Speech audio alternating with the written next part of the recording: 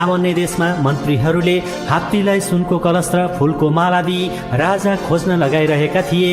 लोकहरू अनेक वस्त्र अलङ्कार पहिरी राजा होइजान्छु कि भनी हात्तीको नगिज गएर अघि पछि हिँड्न लागे। नवराज पनि पुगेर एउटा पाटीमा बसी हेरिरहे।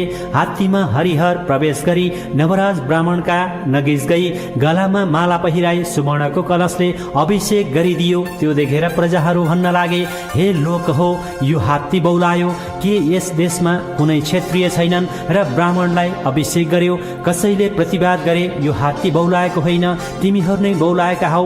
मुखले नबोले पनि हात्ती देवता हो। ब्राह्मण, क्षत्रिय, वैश्य, शूद्र जो भए पनि उसको तपस्या र भाग्यले राजा भयो। बिना नारायणको अंशले राजा हुन पाइन्न। चुप लाग भनी सम्झाए। उता हरिहर प्रवेश भइरहेको हात्तीले नवराजलाई सुनले उचाली कुम्भ स्थलमा राखेर दरबारमा लग्यो। गुरु पुरोहितले अनेक वस्त्र अलङ्कार पहिराई सम्पूर्ण सामग्री तयार पारी पूर्ण घट अष्टमङ्गल गरी सुदिन ठहराई। त्यसै शहरकी राजाकी कन्या लावण्यवती नाम भएकीलाई विधिपूर्वक नवराजलाई कन्यादान गरी राजा तुल्याए।